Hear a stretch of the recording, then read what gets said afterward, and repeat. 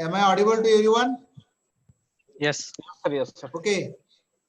Today I am very happy to introduce our alumni, Mr. Sachin Durge. He is a student of foundation batch and he completed his BTech during 2003 to 2007. And after scoring GATE score, he admitted in the IIT Kharagpur for post-graduation. And after that, he served in many of the companies. For example, he worked as a project engineer in Jain Irrigation Food Division for around 1 year. After that, he joined senior process engineer in GEA Process Engineering, Vadodara, Gujarat, and he served there for more than 4 years. And now he's working as a project application engineer in SPX Flow Food and Beverages, Dubai from 2014. That is last from 5 years. And he is handling the regions like UAE, Saudi Arabia, Egypt, Kuwait, Qatar, Bahrain, Oman, and Jordan. So he has a very wide experience in dairy and food engineering, as his post-graduation was from dairy and food engineering from IIT Kharagpur. So before starting this session, I would like to welcome Sachin Durge, and I request Sachin to start his talk. Sachin, please. Okay. So thank you very much. First of all, I'm sharing my screen. Can you give me the access, sir? Yeah.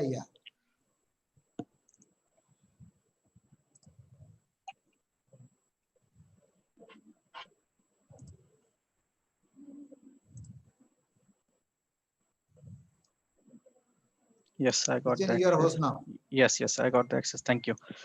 So,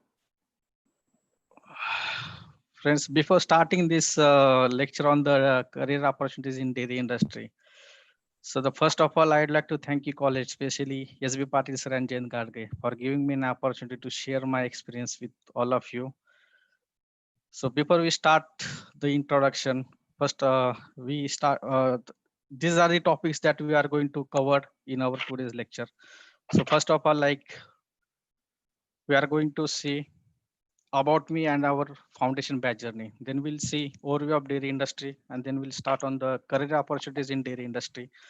And then after that, after getting the good experience in India, those who wants to pursue their career in abroad. So what are the things that we need to consider to work abroad? And the lastly, most important things that we need to consider before abroad. So in that one, these are the overview of the today's presentation. So let's start with the about me.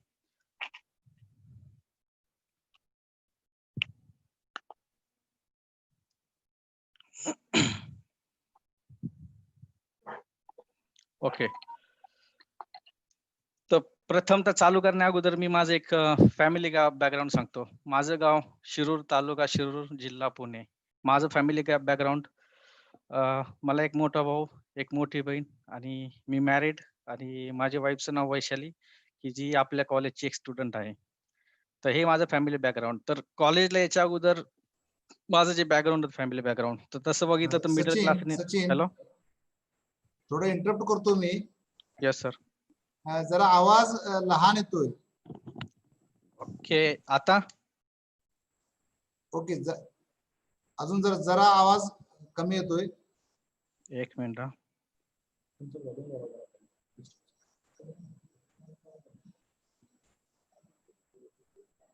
Okay, आता okay. थोडा आवाज वाढवला, sorry. तर आपण चालू करू background. माझं family background, वडील माझे बस कंडक्टर होते आणि तसं माझं बॅकग्राऊंड जर गरीब कुटुंब आणि वडील जरा आजारी असल्यामुळं एक 6 महिने वडील ड्युटीवरती असायचे, 6 महिने घरी असं एक असायचं. तर त्यामुळे फायनान्शियल जी सिच्युएशन होती पहिल्यापासून पैशाची जे टंचन, आणि तरी पण वडिलांनी मला बीटेक ऍग्रिकल्चरला ऍडमिशन घेऊन दिलं. आणि त्यानंतर माझा मोठा भाऊ, तो पण कंपनीमध्ये जॉबला होता. तो टेम्पररी बेसिसवरती होता. तर त्याला मंथली इन्कम 2000 असायचा. तर माझी जी ट्युशन फी माझे वडील भरायचे आणि मला मंथली जे एक्सपेन्सेस माझा भाऊ द्यायचा. त्याला 2000 पगारमधून तो 1500 मला महिन्याला पाठवायचा. तर असं माझं फॅमिली बॅकग्राऊंड, आणि त्या फॅमिली बॅकग्राऊंड मधून मी माझं बीटेक कम्प्लीट केलं. तर त्याच्या अगोदर आता बीटेकचा जो जर्नी त्याबद्दल सांगण्या अगोदर एक अनुभव तुमच्या सोबत शेअर करायचा की लास्ट इयर डिसेंबर मध्ये पाटील सर आणि गातारे सर फॅमिली ते दुबईला फिरायला आले. तर त्यावेळेस सरांना आम्ही भेटलो. तर सरांबरोबर म्हणजे तसं सरांबरोबर मी कॉन्टॅक्ट मध्ये असतोच. पण कॉलेज पास आउट झाल्यानंतर मला वाटतं 13 वर्षानंतर ती पहिली भेट होती फेस टू फेस. तर मग कॉलेज सरांसोबत चर्चा केली. तर सरांनी आमची फाउंडेशन बॅचचं नाव आणि त्यांचा रोल नंबर सरांच्या अजूनपर्यंत लक्षात आहे. तर ते ऐकून मला थोडं हे वाटलं, अरे आपण पास आउट होऊन 13 वर्ष झाले, तरी पाटील सरांच्या सगळ्या ह्या गोष्टी लक्षात आहे. तर याचं एक कारण की आम्ही फाउंडेशन बॅचचे विद्यार्थी होतो आणि एक आपुलकी आणि प्रेम हे सरांचं आमच्याबद्दल होतं, ते त्याच्यातून जाणून आलं. तर त्याबद्दल एक खूप आनंद वाटला तसं ऐकल्याबद्दल. आणि नंतर आता आपण चालू केली माझा बीटेकचा जो बॅकग्राऊंड येतो. तर आमची फाउंडेशन बॅच होती. तर आमच्या 2003 साली जे ॲडमिशन झाले ते आमचे लेट ॲडमिशन झाले दिवाळीनंतर. त्याचं रिझन असं होतं, की त्याच्या अगोदर बीटेक ॲग्रीकल्चर इंजिनिअरिंग हे फक्त 4 युनिव्हर्सिटीमध्ये गव्हर्नमेंट कॉलेज होते आणि प्रायव्हेट कॉलेज दिवाळीनंतर चालू झाले. तर त्यावेळेस मी admission BSc agriculture college Aditya agriculture college BSc ॲग्रीला मी ॲडमिशन घेतलं आणि नंतर दिवाळीनंतर मला समजलं, की बीटेक ॲग्री इंजिनिअरिंग कॉलेज चालू होते. तर मी राउंडसाठी अप्लाय केला आणि त्या राउंडमध्ये मला D Y Patil college of agriculture इंजिनिअरिंगला मला ॲडमिशन भेटलं. डी.वाय पाटीलचं नाव असल्यामुळे ऑब्व्हियसली माझा फर्स्ट प्रेफरन्स तो होता. तर ॲडमिशन झालं. आता दिवाळीनंतर आमचे कॉलेज चालू होणार होते. तर एक फाउंडेशन बॅच आमचं पुढं बेस नाही, सीनियर पास आउट नाही. ते एक थोडं क्युरियस होतं, की आपलं पुढे जाऊन कसं होईल, काय होईल? पण एनिवे ठीक आहे. एक बीटेक ॲग्रीकल्चर इंजिनिअरिंगला ॲडमिशन भेटलं. त्यात तो एक प्राउड मोमेंट होता, की आपलं पुढे जाऊन आपण करिअरमध्ये काहीतरी करू शकतो. नंतर आमचं ॲडमिशन झालं. फर्स्ट सेमिस्टर आमची D Y Patil college engineering Kasba बावडाला फर्स्ट सेमिस्टर झाली. कारण की त्यावेळेस आमच्या कॉलेजची बिल्डिंग रेडी नव्हती. तर त्यावेळेस कृषी विज्ञान केंद्र केव्हीकेची जी बिल्डिंग आहे तळसंदीमध्ये त्याचं काम चालू होतं. ती बिल्डिंग रेडी नव्हती. सेकंड सेमिस्टरला आम्ही गेल्यानंतर ती बिल्डिंग रेडी झाली. सेकंड सेमिस्टरला मग आम्ही कॉलेजने ठरवलं, की आपण तळसंदीला कॉलेज शिफ्ट करतोय. तर सेकंड सेमिस्टरला शिफ्ट केल्यानंतर त्यावेळेस हॉस्टेल वगैरे काही फॅसिलिटी नव्हती. राहायची अडचण होती. तर त्यावेळेस कॉलेजने आम्हाला वारणानगरमध्ये एक लॉज होता. तो हॉस्टेलमध्ये कन्व्हर्ट करून आमची राहायची व्यवस्था केली. तर आम्ही तिथं वारणानगरला सेकंड सेमिस्टरला तिथून कॉलेजला अप करत होतो. त्यानंतर मग थर्ड सेमिस्टरला कॉलेजने सांगितलं, की तुम्ही तुमची रूम घेऊ शकता. मग आता आमच्या पुढं अडचण होती, की आता ही रूम शोधायची. कारण कसं आहे शहरामध्ये जर तुम्ही कॉलेजसाठी जर स्टुडंटसाठी रूम बघत असाल तर इझिली भेटते आणि हे त्यावेळेस गावातल्या लोकांसाठी नवीन होतं. तर आम्ही मुलांनी ठरवलं, की काही मुलं चावरेमध्ये जातील, काही तळसंदीमध्ये जातील, काही पारगावमध्ये जातील. ज्याच्या त्याच्या प्रेफरन्सनुसार, कम्फर्टेबलनुसार मुलांनी ठरवलं आणि रूम पाहायला चालू केली. तर आमचा एक्सपिरियन्स असा होता, की तळसंदीमध्ये आम्ही रूम शोधत होतो. तर गावातल्या लोकांना आम्ही सांगायचो, की हे असं-असं डी.वाय पाटील कॉलेज चालू झालंय. आम्ही तिथे विद्यार्थी आहेत. तुम्ही आम्हाला भाड्याने रूम देता का? किंवा मेस वगैरे असं. तर लोकांचा बघण्याचा दृष्टिकोन असा, की आम्ही आणि रूम आणि मेस हे शक्यच नाही. तर त्यांना थोडं त्यांचं स्वाभिमान दुखावल्यासारखं होतं. पण जे अदर एडव्हांटेज जे होते, की इन्कम पॉइंट ऑफ व्ह्यू तर ते त्यांना त्यावेळेस अवेअरनेस नव्हता. तर आम्ही त्यांना एक्सप्लेन केला. जसं आम्ही आमच्या रूममध्ये 6 जण होतो. तर आम्ही आमचे जे रूम मालक होते ते हायस्कूलला सर होते. तर आम्ही त्यांना एक पेपरवरती कॅल्क्युलेशन सांगितलं, की आम्ही 6 जण मंथली रेंट एवढं, मेस भाडे एवढे, नाश्ता एवढे. तर ओव्हरऑल इन्कम त्यांचा 6,000 आम्ही सांगितलं, की तुम्हाला मंथली भेटतील. तर ते इन्कम बघितल्यानंतर जरा ते म्हणले, "ठीक आहे." घरच्यांसोबत चर्चा करू. त्यांनी आम्हाला रूम अलॉट केली. तर असं होऊन मग आम्हाला रूम भेटली. आणि त्यानंतर गावामध्ये लोकांचा अवेअरनेस वाढायला लागला, की हा रे, हा एक इन्कम सोर्स आहे. तर लोकांनी मग रूम वगैरे बांधायला सुरुवात केली, मेस चालू केली. तशा-तशा फॅसिलिटी आम्हाला भेटत गेल्या पुढे जाऊन. तर हा झाला आमचा आणि त्यानंतर मग कॉलेज आमचं चालू झालं. मग कॉलेजला जायचा जो प्रवास आहे आमचा, की तळसंदे चावरे फाट्यावरून कॉलेजला आम्ही पायी जायचो 3-4 किलोमीटर. त्यावेळेस रिक्षा पण होत्या. पण रिक्षानी जाऊन येऊन ते भाडं जर पकडलं तर दिवसाला ₹10 महिन्याला असे ₹300 पण त्यावेळेस आम्ही हार्डली ₹400 ते ₹500 आम्ही आमच्याजवळ खर्चाला ठेवायचो. जे काही खर्च जाऊन त्याच्यातून. तर त्यामध्ये ₹300 फक्त रिक्षाला देणं ते परवडत नव्हतं. तर त्यामुळं आमच्या बॅचमधलं कोणी असं मला नाही आठवत, की रिक्षानी अप-डाऊन करत होते तिथून चावरे फाट्यावरून कॉलेजमध्ये. तर मोस्टली आम्ही सगळे वॉक करत जायचो. तर त्यानंतर नवीन चॅलेंजिंग असं होतं, की थर्ड सेमिस्टरला तिथं आल्यानंतर एक तर कॉलेज आम्ही केव्हीके बिल्डिंगमध्ये बसत होतो. लॅब लॅब फॅसिलिटी त्यावेळेस नव्हती, लायब्ररी नव्हती. पण लायब्ररीसाठी पुस्तकं कॉलेजने अरेंज केली होती. तर मेन जे प्रॅक्टिकल जे एक्सपिरियन्स आहे, की ते एक चॅलेंजिंग होतं, की त्यावेळेस लॅब लॅब फॅसिलिटी कॉलेजमध्ये नव्हती. तर त्यासाठी कॉलेजने आम्हाला जे ॲग्रीकल्चर रिलेटेड जे प्रॅक्टिकल होते त्यासाठी बीएससी ॲग्रीकल्चर कोल्हापूर तिथं आमचं लेक्चर अरेंज केलं. लॅब अरेंज केली. आम्ही लॅब लॅब प्रॅक्टिकलसाठी तिथं जायचो आणि जे इंजिनिअरिंग रिलेटेड जे सब्जेक्ट होते त्यासाठी कसबा बावडा इंजिनिअरिंग कॉलेजला आम्ही जायचो. तर कॉलेजने त्यांच्या पद्धतीने प्रयत्न करून ज्या-ज्या फॅसिलिटी आम्हाला देतात त्या प्रयत्नानुसार कॉलेजने आम्हाला हे केलं. तर नेक्स्ट चॅलेंज असं होतं की आम्ही फाउंडेशन बॅचचे विद्यार्थी होतो आणि मोस्टली ऍडमिशन आमचे दिवाळीनंतर झाले होते. तर आम्ही जे 57 विद्यार्थी होते त्यातले जे मोस्टली जे विद्यार्थी ना हार्डली जे हाताच्या बोटावर मोजणारे विद्यार्थी ज्यांना 12वी मध्ये 80% आणि अबोव मार्क्स होते असे होते आणि जे मेजॉरिटी जर बघितलं तर ऍव्हरेज आणि जे कमी मार्क राहिलेले ज्यांना कुठं ऍडमिशन भेटलं नाही असे आलेले. तर ते आमच्या प्रोफेसरसाठी ते एक चॅलेंज होतं की ह्या मुलांना घडवायचं कसं, त्यांना मार्गदर्शन करायचं कसं. तर ते एक त्यांच्या समोर चॅलेंज होतं. तर आम्हाला आणखी एक असं त्यावेळेस होतं की स्टाफ पण इनफ नव्हता सब्जेक्टसाठी. तर Patil sir, Gatade sir, okay sir. तर हे सर आम्हाला एक प्रोफेसर 3-3 कोर्सेस घेऊन त्यांनी आम्हाला शिकवलं. जेणेकरून मुलांना शिकवण्यामध्ये कुठं आपण कमी पडू नये तर ह्यासाठी. तर काही वेळेस तर अशी कंडिशन आली की काही कोर्सला आम्हाला टीचर्स नसायचे. त्या केसमध्ये आमच्या कॉलेजने आम्हाला युनिव्हर्सिटीतून नोट्स अरेंज करून त्या नोट्स प्रोव्हाईड करणं. काही वेळेस असं कंडिशन झालं की उद्या एक्झाम आणि रात्री आम्हाला नोट्स भेटल्या. तर असं वन नाईट हे करून आम्ही ते कोर्सेस पास झालो, चांगल्या मार्काने झालो, काही पास झाले. तर हा हा जो स्ट्रगलिंगचा जो अनुभव होता तो तुमच्यासोबत मला शेअर करायचा होता. तर असं हे करत तर कॉलेज चालू झालं. लॅबच्या फॅसिलिटी कॉलेजनी त्यांच्या पद्धतीने पुरवल्या. तर मेन जो प्रॉब्लेम होता तो कॅन्टीनचा. त्यावेळेस कॅन्टीन नव्हतं. जेवणाचे आमचे हाल व्हायचे. तर आम्ही पाटील सर आणि गाताडे सर यांच्यासोबत शेअर केलं, की सर जेवणाचे हाल होतात. सरांनी पण बघितलं, की मुलांचे हाल होतात. तर सरांनी सांगितलं, "काही टेन्शन घेऊ नका." दुसऱ्या दिवशी त्यांनी वडगाववरून एक मावशी आणि काका त्यांना अरेंज केलं आणि दुसऱ्या दिवशी आमचं कॅन्टीनसाठी जागा नव्हती. तर के-व्ही-केच्या एका रूममध्ये आमचं कॅन्टीन चालू केलं आणि एक 4 दिवसात के-व्ही-केच्या बिल्डिंगच्या पाठीमागे एक नवीन कॅन्टीन आहे सध्या. तर त्याच्या बाजूला एक शेड उभं करून तिथं आमचं कॅन्टीन चालू केलं. तर जेवणाचे जे प्रश्न होते ते पण कॉलेजने अशा पद्धतीने आमचे सॉल्व्ह केले. तर असा जो ओव्हरऑल जो एक्सपिरियन्स होता, तर हे 3 वर्ष एक असे गेले. तर 3 वर्षानंतर 3 वर्षापर्यंत मी असं काही करिअर बाबत सीरियस नव्हतो. चला आपलं बी करतोय, पास होतोय आणि जर तुम्ही माझा बी.टेकचा जर सी बघितला तर 7.45 आहे. तो नॉट फर्स्ट क्लास पण नाही तो सेकंड क्लास आहे. तर थर्ड इयरला गेल्यानंतर जो आमचा बॅचमेट आहे, माझा जो चांगला मित्र आहे गणेश बोंगने, त्याला आम्ही बाबा म्हणतो. तर त्याचं त्यांनी थर्ड इयरला त्यांनी गेट प्रिपरेशन केलं. त्याची गेट रँक आली 126. पण त्याची रँक 126 आणि ओपन कॅटेगरी असल्यामुळं त्याला जाणवलं, की आपल्याला चांगल्या डिपार्टमेंटला ऍडमिशन भेटणार नाही आय-आय-टी खरगपूरला. दुसऱ्या डिपार्टमेंटला भेटेल.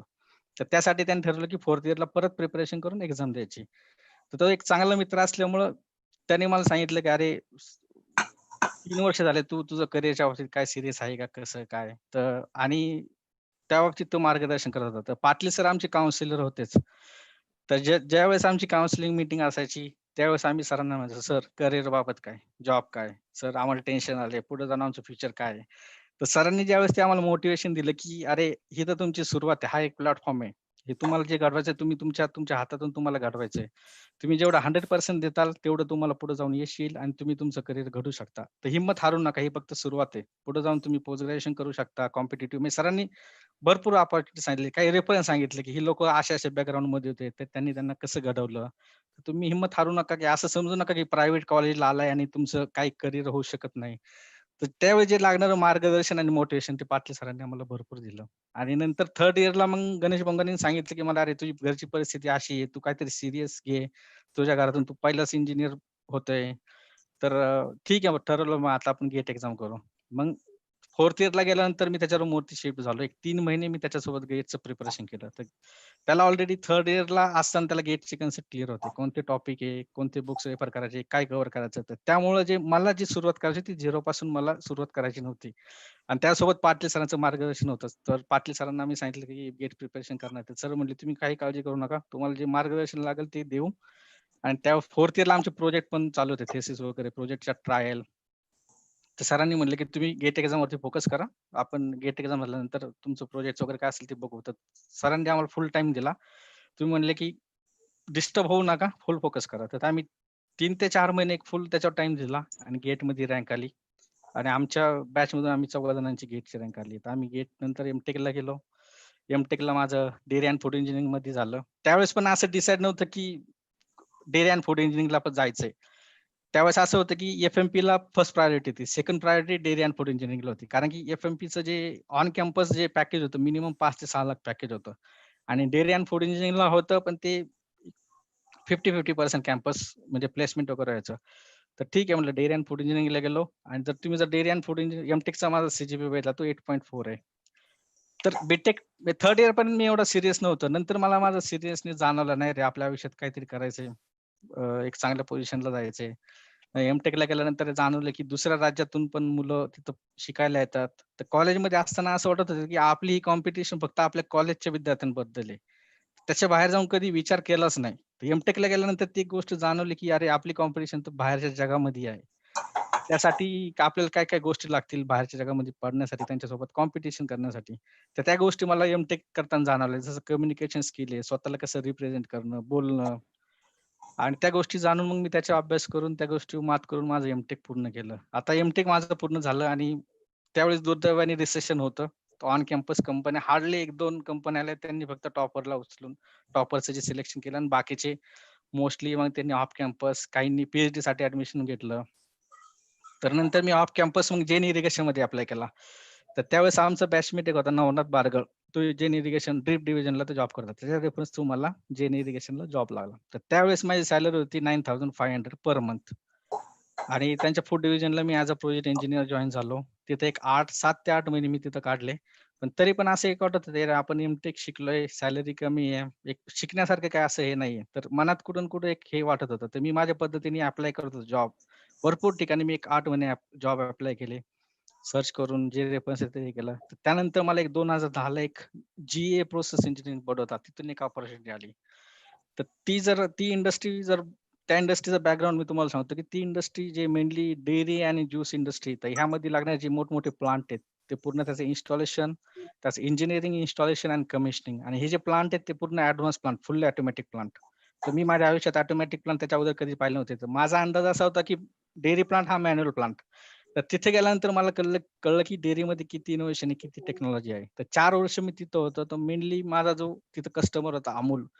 तर जर तुम्ही बघितलं तर गुजरातमध्ये दुधाचं प्रोडक्शन जास्त आहे आणि अमूलचे प्लांट ह्या डिस्ट्रिक्ट लेव्हलला मोठमोठे प्लांट आहेत. तर त्यांची जी टेक्नॉलॉजी आहे ते फुल्ली ऑटोमॅटिक प्लांट इन्स्टॉल करतात. तर त्या प्लांटचं पूर्ण इंजिनिअरिंग त्याचं इन्स्टॉलेशनसाठी वेगळी टीम होती आणि इन्स्टॉलेशन झाल्यानंतर कमिशनिंगसाठी त्याचा रिअल जो एक्सपिरियन्स आहे फील्ड एक्सपिरियन्स कमिशनिंगसाठी प्लांट पूर्ण स्टार्ट करून देणं. तर ते जे एक्सपोजर मला तिथं भेटलं त्या 4 वर्षात आणि त्याच्यानंतर काही गोष्टी मला कोटेशनवरती मी काम केलं.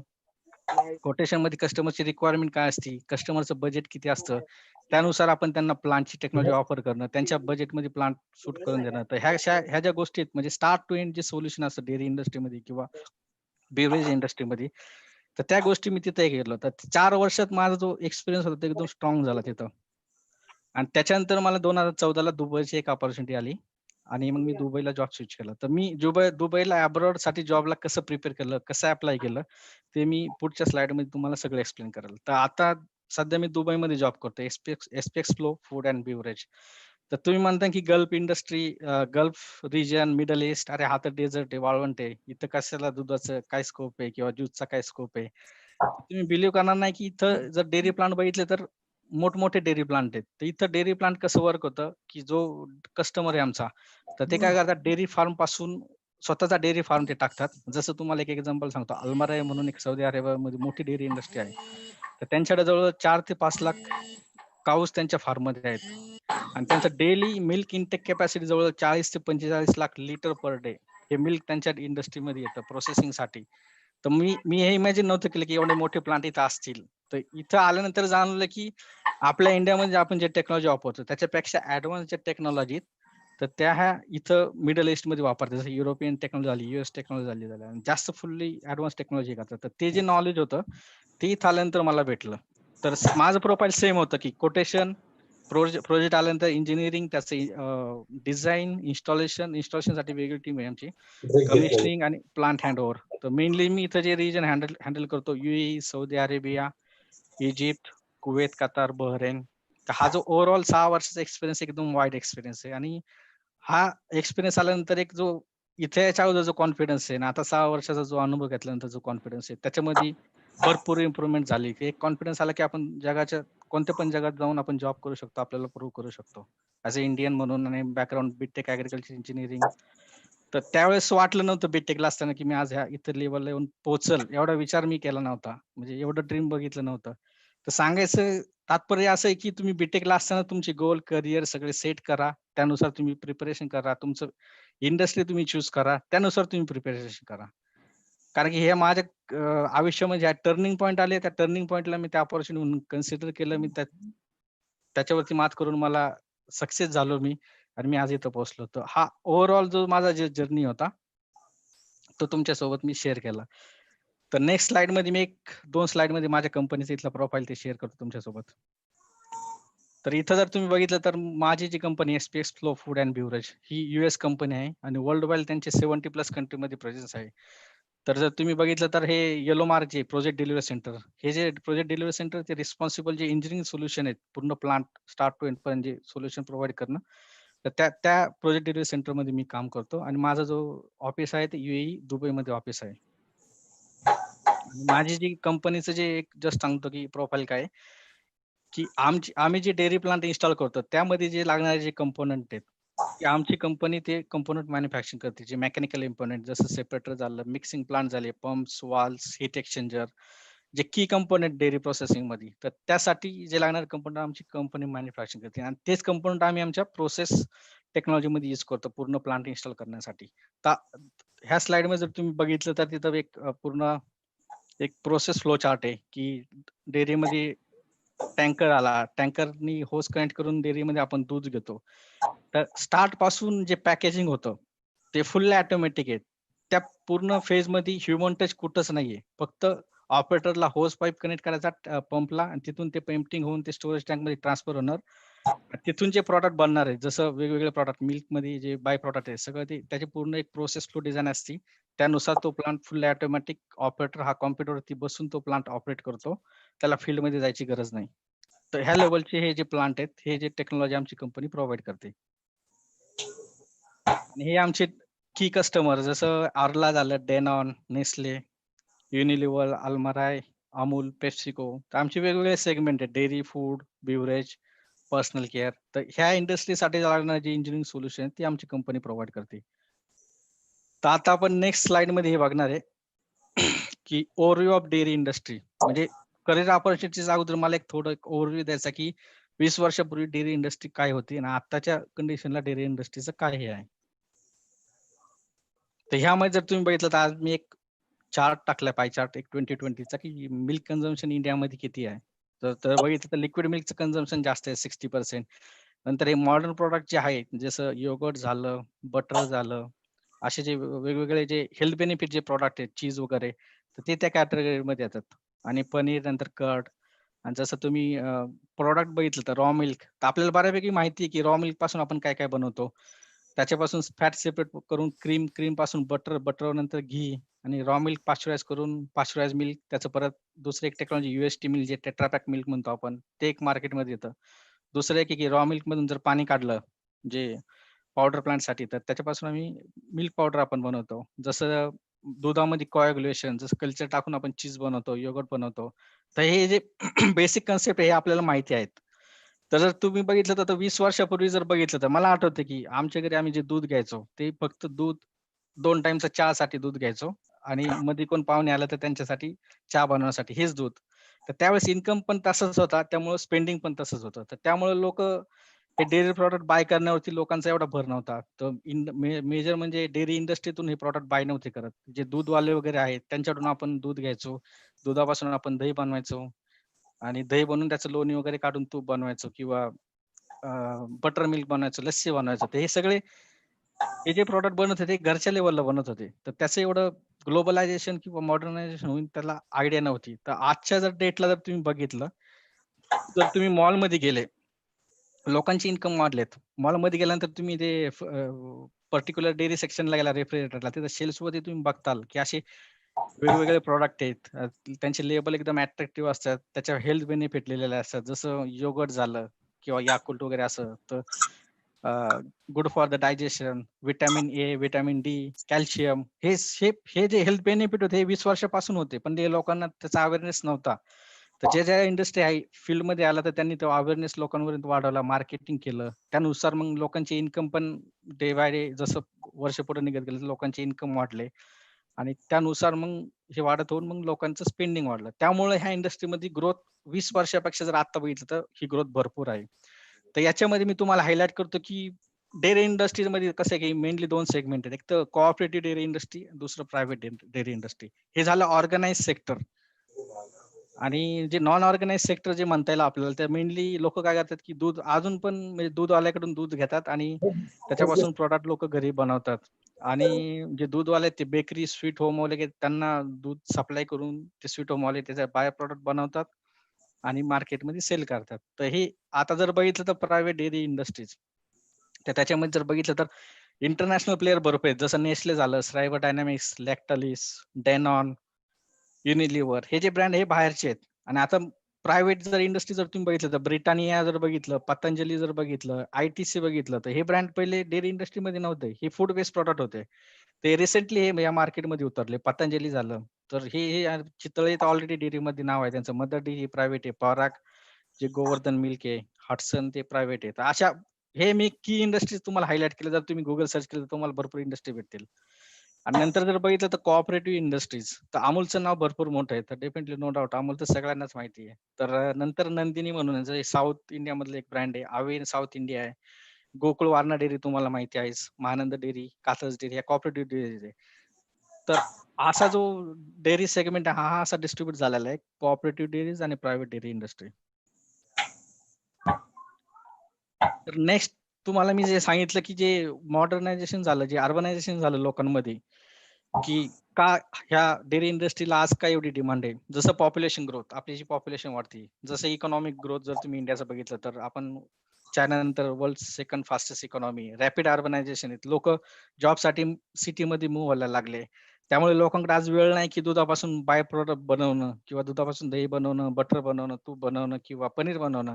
तर लोकं मार्केटमध्ये जाऊन ते प्रॉडक्ट पर्चेस करतात. तर त्याच्यामुळं ह्या इंडस्ट्रीला स्कोप आला आणि तशा टेक्नॉलॉजी पण आल्या. जसं technical innovation in milk products. जसं त्यांनी जे प्रॉडक्ट बनवतात, तर त्याच्यासाठी लागणारी जी टेक्नॉलॉजी, त्याचे जे हेल्थ बेनिफिट्स आहेत, ते लोकांना मार्केटिंग केलं, लोकांपर्यंत ते पोहोचवलं.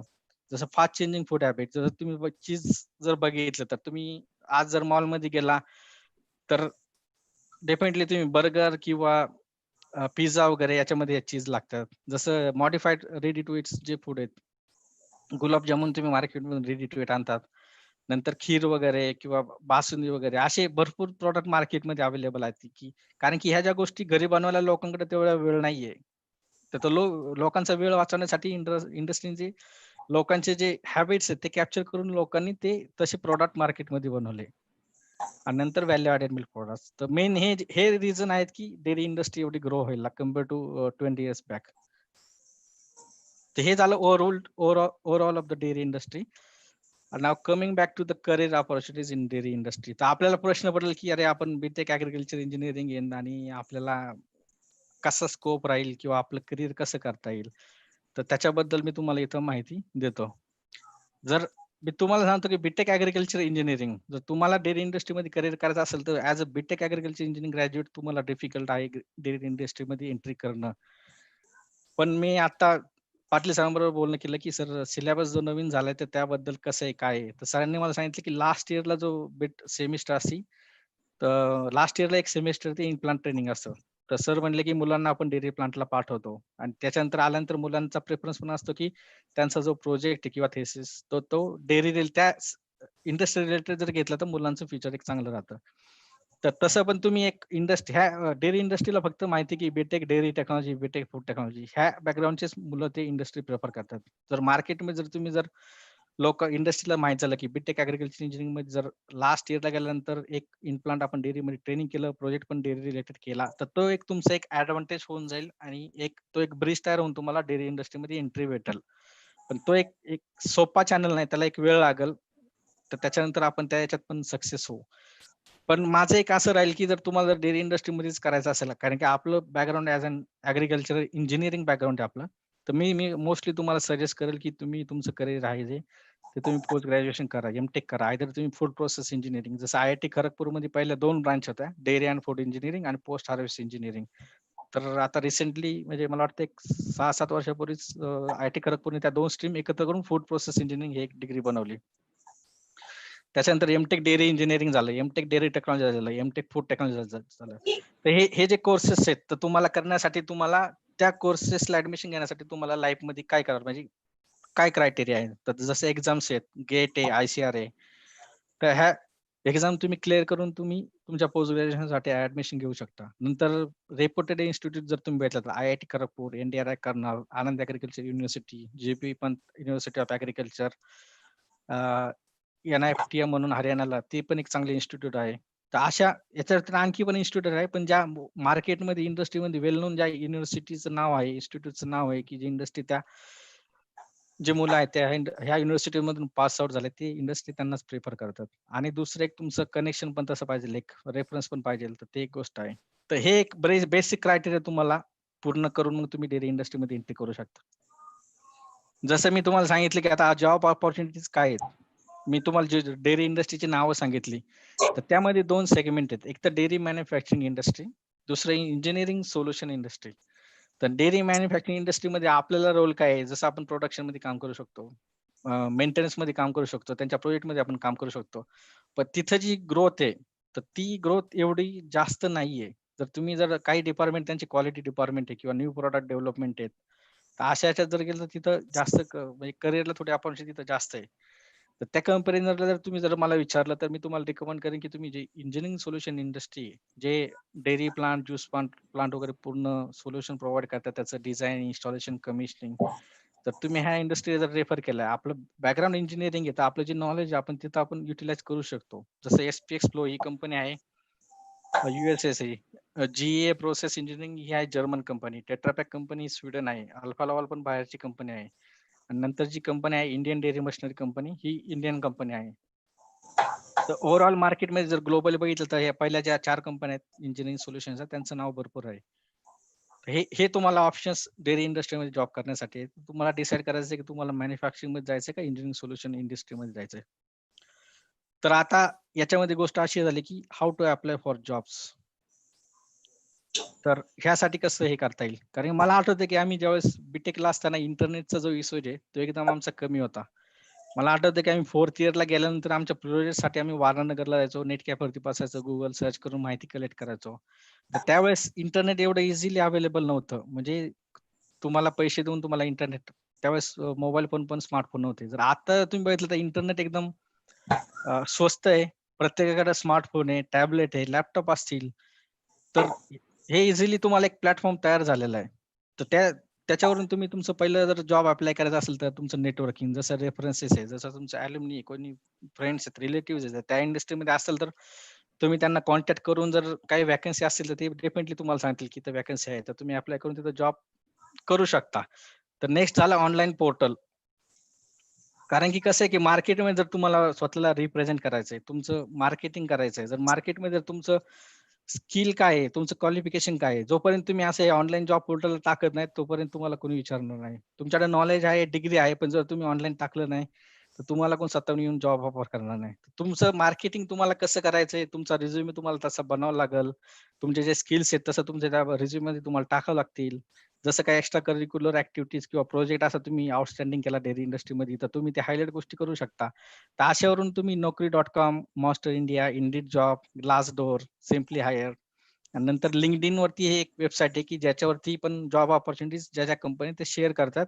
तिथं तुम्ही तुमचं प्रोफाईल क्रिएट करून, तुमचे कनेक्शन तुम्ही बिल्डअप करून तिथून पण तुम्हाला जॉब अप्लाय तुम्ही करू शकता. आणि नंतर लास्ट जो ऑप्शन आहे की बऱ्यापैकी ज्या इंटरनॅशनल कंपनी आहेत, तर त्यांचा जो एम्प्लॉयमेंट पोर्टल त्यांचा आहे, तर ज्याच्यावरती तुम्हाला रजिस्टर करून तुमचा रिझ्युमे वगैरे अपलोड करून तुमचं एक प्रोफाईल क्रिएट करता येतं. ते क्रिएट केल्यानंतर जरी त्यावेळेस त्या कंपनीमध्ये व्हॅकन्सी नसेल, तर त्या कंपनीचा असा एक सिस्टम आहे की फ्युचरमध्ये जर काही व्हॅकन्सी निघाली तर ते एक जॉब अलर्टचा तुम्हाला ईमेल येतो. मग त्याच्यावरून तुम्हाला कळतं, ह्या कंपनीमध्ये व्हॅकन्सी आहे, तर तुम्ही अप्लाय करू शकता. तर ह्या ज्या गोष्टी आहेत, ह्या आम्ही बीटेकला असताना आम्हाला जास्त माहीत नव्हत्या. तर आता जर बघितलं तर एवढं डिजिटल वर्ल्ड आहे, तर त्यामुळे इम्प्रुव्हमेंट भरपूर झालेली आहे. तर नेक्स्ट स्लाइडमध्ये आता मेन गोष्ट म्हणजे ह्या गोष्टी तुम्हाला बाहेर मार्केटमध्ये जॉब करायचा आहे, तर त्यासाठी लागणार नो डाउट तुम्ही कॉलेज करताय, पोस्ट ग्रॅज्युएशन करताल, टेक्निकल नॉलेज स्ट्रॉंग येईल. पण त्यासाठी जर तुम्ही एक जॉब ऍडव्हर्टाईज जर बघितली, तर तुम्हाला टेक्निकल नॉलेजचं ते क्रायटेरिया तर डेफिनेटली मेन्शन करतात आणि त्याच्या खाली एक पर्सनॅलिटी डेव्हलपमेंट, जे कम्युनिकेशन स्किल झालं, time management, leadership, teamwork, flexibility, interpersonal skills, हे जे स्किल आहेत तर हे स्किल पण तेवढे इम्पॉर्टंट असतात. कारण की तुमचा जो जॉब साठी इंटरव्ह्यू होतो, तर त्यामध्ये एक टेक्निकल राउंड असतो, दुसरा एचआर राउंड असतो. तर ह्या ज्या मी पर्सनली जसं स्वॉट अनालिसिस मी म्हणतो, की strength, weaknesses, opportunities and threats. ह्या ज्या गोष्टी आहेत ह्या तुमच्या डे टू डे लाईफमध्ये असतात. जसं तुम्ही 4 वर्ष कॉलेज करताय, तर तुम्हाला तुमचे स्ट्रेंथ्स माहिती आहेत, विकनेसेस माहिती आहे. जर तुम्हाला कोणी येऊन विचारलं तुझा विकनेसेस काय आहे? तर आपण इझिली सांगत नाही, की आपला विकनेसेस काय आहे. जर आपण आपला विकनेसेस सांगितलं, तर समोरचे त्याला हसतील, आपल्याला कमी लेखतील. तर ह्या भीतीने आपण सांगत नाही. तर ह्या ज्या गोष्टी तुमच्या स्ट्रेंथ आणि विकनेसेस आहेत, ते तुम्ही कॉलेजमध्ये तुम्ही आयडेंटिफाय करा. तुम्ही कॉलेजमध्ये तुम्हाला जेवढे एक्सप्लोर करता येईल, तेवढं एक्सप्लोर करा. कारण की कॉलेज पास आउट झाल्यानंतर ह्या गोष्टी तुम्हाला ह्या गोष्टीवरती फोकस करायला तुम्हाला वेळ जास्त द्यावा लागेल, एक टाईम लागेल. तर ह्या गोष्टी जर तुम्ही अगोदरपासून जर हे फेस केल्या आणि त्याला इम्प्रूव्हमेंट केली, तर तुमच्या करिअरसाठी चांगलं आहे. जसं तुमचं कम्युनिकेशन स्किल्स आहे. तर आजच्या म्हणजे आम्ही कॉलेजला असताना आपण 11वी-12वी सायन्स इंग्लिशमध्ये होतं. डिग्री आपली इंग्लिशमध्ये आहे. पण जे इंग्लिश आपण वापरतो ते टेक्निकल लँग्वेज आहे. जे कम्युनिकेशनसाठी जाणं जे इंग्लिश स्पीकिंग आहे, ते आपण कॉलेजमध्ये डे टू डे लाईफमध्ये आपण बोलत नाही. तर माझा एक तुम्हाला एक सजेशन राहील, की तुमचं इंग्लिश कसं इम्प्रूव्ह करता येईल. त्यासाठी ऑनलाईन कोर्सेस पण तुम्हाला YouTubeवरती वगैरे भेटतील. How to speak English fluently किंवा इन्स्टिट्यूट आहे तिथे 1 महिन्याचे तुम्हाला कोर्स करता येतील. पण ते एक तुम्हाला एक ऑप्शन भेटेल. पण जर 4 वर्ष तुम्ही कॉलेज करताय, तर तुम्ही कॉलेजमध्ये इम्प्लिमेंट करा, की जो पण आपण कॉलेजमध्ये कम्युनिकेशन करणार आहे, बोलणार आहे, तर तुम्ही सांगा, की आम्ही इंग्लिशमध्ये बोलणार आहे. सुरुवातीला 1 महिना डिफिकल्ट जाईल, की ज्यांना इंग्लिश येत नाही, तर ते जरा थोडं रीडिंग चालू करतील इंग्लिश रिलेटेड ग्रामर वगैरे. त्यांचा कॉन्फिडन्स हा इंग्लिशचा तुम्ही डे टू डे लाईफमध्ये जर कॉलेजमध्ये इम्प्रूव्हमेंट केली, बोलले गेले, 1 महिने तुम्हाला डिफिकल्ट जाईल, पण 1 महिन्यानंतर एक तुम्ही युज्ड टू होऊन जाताल. जसं कॉन्व्हेंट स्कूल आहे. ज्यांचं कॉन्व्हेंटमध्ये शिक्षण झालं त्यांना माहिती आहे, की त्यांच्या स्कूलमध्ये ते इंग्लिश कंपल्सरी. जर मराठी बोललं तर ते ओरडतात किंवा मारतात. तर त्यानुसार ते कॉन्व्हेंटची मुलं जर बाहेर डिग्रीसाठी आले, तर एकदम फ्लुएंटली बोलतात. जसं आमच्या बॅचमध्ये कॉन्व्हेंटवाले पण मुलं होते. ते एकदम फ्लुएंट बोलायचे. तर आम्हाला एकदम असं हे वाटायचं, "अरे, हे किती भारी इंग्लिश बोलतात." कारण माझं बॅकग्राऊंड जे मराठी मीडियम होतं 1ली ते 10वी. तर मी ज्या गोष्टी ऑब्झर्व्ह केल्या त्या गोष्टी तुम्हाला सांगतो. तर तसं तुम्ही कॉलेजमध्ये इंग्लिश बोलायला तुम्ही चालू करा. तुमच्या प्रोफेसर्सला सांगा, की "सर, आम्ही इनिशिएटिव्ह असं घेतोय, जेणेकरून आम्हाला आमचे जे पर्सनॅलिटी डेव्हलपमेंट आहे, ते आमचं स्किल डेव्हलप होईल. तर त्यासाठी सर आम्हाला तुमची मदत लागेल." कॉलेज डेफिनेटली तुम्हाला यासाठी मदत करेल. तर इनिशिएटिव्ह तुम्ही घ्यायला शिका त्यासाठी. नंतर टाईम मॅनेजमेंट झालं. टाईम मॅनेजमेंट हे भरपूर आहे. कारण की तुम्ही जर जॉब करत असाल, तर जॉबमध्ये तुम्ही टाईम मॅनेजमेंट तुमचं जे वर्क प्रोफाइल असतं, म्हणजे एक बॉस तुम्हाला काम देतो. एक डेडलाईन असते, की तुम्हाला ह्या डेडलाईनमध्ये काम करायचंय. तर त्यासाठी टाईम मॅनेजमेंट हे जे स्किल आहे, हे कॉलेजमधूनच तुम्ही शिकसाल. जसं तुम्ही स्टडीसाठी किती वेळ देणार आहे. नंतर तुम्ही स्पोर्ट्ससाठी किती वेळ देणार आहे. एक्स्ट्रा करिक्युलरसाठी किती वेळ देणार आहे. तर ह्या ज्या ॲक्टिव्हिटी ह्या तुम्हाला कॉलेजमध्येच डिसाईड कराव्या लागतील. जसं टाईम मॅनेजमेंटमध्ये आणखी एक सांगायचं आहे. जसा माझा अनुभव आहे. बी.टेकला असताना म्हणजे आम्ही बऱ्यापैकी वन नाईटमध्ये स्टडी करून विषय क्लिअर केले. काही चांगले मार्क पडले. ते सांगायला एक प्राउड फील होतं. पण नंतर एक 4-5 महिन्यानंतर त्या सब्जेक्टबद्दल जर विचारलं तर विसरून जातो. तर मला सांगायचं एवढाच उद्देश आहे, की तुमचं जे एक्झामचं प्रिपरेशन जे कॉलेजमध्ये जे तुमच्या अकॅडमीसाठी जे सब्जेक्ट आहे, त्यासाठी प्रॉपर टाईम मॅनेजमेंट करा. वन नाईट स्टडी करू नका. एक जे काही सब्जेक्ट असतील एक्झामच्या अगोदर 1 महिना प्रिपरेशन करा, की कोणत्या सब्जेक्टसाठी किती वेळ द्यायचा आहे. जेणेकरून त्याचं तुम्हाला रिव्हिजन करता येईल. एक चांगले मार्क्स भेटतील. तर हे जे स्किल कॉलेजमध्ये डेव्हलप झालं ना, तर तुम्ही बाहेर जॉबमध्ये गेल्यानंतर हे तुमचं एक प्लस पॉइंट एक राहील, की आपल्याला ऑलरेडी टाईम मॅनेजमेंट करता येतंय. आपलं कम्युनिकेशन स्किल चांगलं आहे. तर ह्या ज्या गोष्टी आहेत, कॉलेजमध्ये तुम्हाला ह्या गोष्टी शिकता येतील. नंतर आला जो लीडरशिप. तर लीडरशिपमध्ये हा एक मेजर रोल आहे लीडरशिप. तुम्ही जर प्रायव्हेट इंडस्ट्रीमध्ये जर जॉब करत असाल ना, तर हा एक इम्पोर्टंट फॅक्टर आहे. तर तुमचं लीडरशिप कम्युनिकेशन असेल, तर तुम्हाला प्रमोशनसाठी एक प्लस पॉइंट मानला जातो. तुमच्याकडे नो डाउट टेक्निकल नॉलेज असेल, पण मॅनेजमेंट बघतं की याच्याकडे लीडरशिप स्किल आहे. तर प्रमोशनसाठी तो एक एडव्हांटेज मानला जातो. तर हे लीडरशिप तुम्ही कसं डेव्हलप करताल कॉलेजमध्ये? जसं कॉलेजमध्ये तुम्ही इव्हेंट ऑर्गनाइज करताय, तर कोणीतरी इनिशिएटिव्ह घेणार लीडरशिप म्हणून. हां, मी कॉलेजसोबत बोलतो, प्रोफेसर सोबत बोलतो. जसं आम्हाला गणेश फेस्टिव्हल अरेंज करायचं आहे, गॅदरिंग अरेंज करायचं आहे. तर कोणीतरी एक इनिशिएटिव्ह घेऊन तुमचं एक ॲज अ रिप्रेझेंटेटिव्ह तुम्ही कॉलेज मॅनेजमेंटकडे जाता आणि तुमचे जे रिक्वायरमेंट आहे ते मांडता. त्याच्यातून तुमचं लीडरशिप डेव्हलप होतं. तर मला सांगायचं तात्पर्य आहे, की प्रत्येक वेळेस तुम्ही एका लीडरला पुढं करू नका. तुम्ही तुमच्यातलं जे स्किल डेव्हलप करायचं तुम्ही त्यावेळेस जर तुम्हाला मनात भीती असेल की नाही मला मी कसं बोलू, कसं प्रेझेंट करू, तर तुम्ही ते इनिशिएटिव्ह घ्या आणि म्हणा ठीक आहे हा इव्हेंट मी ऑर्गनाईज करणार आहे, मी लीडर करणार आहे. तर असंही करून तुम्ही स्वतःच्या ज्या अपॉर्च्युनिटीजला वाव तिथं द्या. नंतर टीमवर्क आलं. तर टीमवर्क जसं तुम्ही एक इव्हेंट ऑर्गनाईज करता गॅदरिंग, तर त्यासाठी एक तुम्ही फायनान्सर असतो, एक कमिटी ऑर्गनायझर असतो. असे वेगवेगळे तुम्ही डिपार्टमेंट करतात आणि वेगवेगळ्या मुलांना तुम्ही एक रिस्पॉन्सिबिलिटी देतात. अशी तुमची एक टीम फाउंड होती. तर तुमचं जे कोऑर्डिनेशन आहे टीमवर्कमध्ये, जर तुमचं कोऑर्डिनेशन चांगलं नसेल, तर तो इव्हेंट चांगला होणार नाही. म्हणजे ते इव्हेंट चालू असताना दिसेल, की नाही ह्या गोष्टीमध्ये इव्हेंटमध्ये कमी होतं, त्या गोष्टी. तर तुम्ही इव्हेंट चांगला केला, तर डेफिनेटली जे इव्हेंट बघणार आहे ते अप्रिस करतील, की अरे हां, हे इव्हेंट एकदम प्रॉपर ऑर्गनाइज केला. तर हे जे स्किल आहे टीमवर्कचं, ते हे कॉलेजमध्येच तुम्हाला शिकायला भेटेल. त्यासाठी एक्स्ट्रा कोर्स, लेक्चर किंवा कोण तुम्हाला देणार नाही. नंतर फ्लेक्सिबिलिटी झाली. तर तुम्ही तुमचं फ्लेक्सिबिलिटीचं पण एक स्किल एक इम्पॉर्टंट आहे तुमच्यासाठी. नंतर इंटरपर्सनल स्किल झालं. तर हे जे स्किल आहे, जसं तुम्ही काही कॉलेजमध्ये इव्हेंट ऑर्गनाइज केला. जसं तुम्हाला एक एक्झाम्पल सांगतो, की गणपती फेस्टिव्हल आहे आणि तुम्हाला साउंड सिस्टम ऑर्डर करायची आहे. तर कॉलेजने तुम्हाला पैसे अरेंज केले, की हां, 10,000 हे साउंड सिस्टमवरती हे करायचं आहे. तर याचा अर्थ असा नाही, की तुम्ही 10,000 तर समोर तुम्ही साउंड सिस्टम वाल्याकडे गेला, तर तो म्हणला 10,000 ला सिस्टम आहे. हां, चला आपल्याकडे बजेट 10,000 चं आहे. 10,000 देऊन टाका, सिस्टम घ्या. पण त्याच्यामध्ये पण तुमचं जे तुम्ही समोरच्या माणसाला कन्व्हिन्स करता, निगोशिएट करता. 10,000 वरून तुम्ही जर त्यांना बोलला, की हां, 8,000 मध्ये कन्व्हिन्स करा. ठीक आहे, तुम्ही जर कमी ऑर्डर केली, तर आम्ही नेक्स्ट टाईम तुम्हाला ऑर्डर देऊ. हे जे स्किल आहे, हे कॉलेजमध्येच डेव्हलप होतं. तर ह्या स्किल्सवरती तुम्हाला कॉलेज टाईममध्ये तुम्हाला फोकस जर तुम्ही केलं, त्याच्यावरती वर्कआउट केलं आणि हे पर्सनॅलिटी डेव्हलपमेंट रिलेटेड जर असेल, तर तुम्ही मंथली एक टीम तयार करा. जेणेकरून मंथली तुम्ही एक लेक्चर अरेंज करा. जो तुमच्या ग्रुपमधलं कोण बोलणारा असेल, लेक्चर वगैरे. डेफिनेटली कॉलेज तर लेक्चर तर अरेंज करतच जे बाहेर जे जसं एम-पी-एस-सी झालं किंवा पर्सनॅलिटी डेव्हलपमेंट झालं. तर कॉलेज तर त्यांच्या पद्धतीने काम करतं. पण तुम्ही तुमच्या पद्धतीने पण तुम्ही काम करायला पाहिजे. त्या गोष्टीला रिस्पॉन्स देऊन सीरियस घेऊन त्या गोष्टीवरती वर्कआउट करायला पाहिजे. तर हे झालं पर्सनॅलिटी डेव्हलपमेंट. पण डेफिनेटली त्याच्यासोबत तुमचं जे अकॅडमिक्स आहे ते पण इम्पॉर्टंट आहे. तर तुम्हाला त्यासाठी पण वेळ द्यावाच लागेल.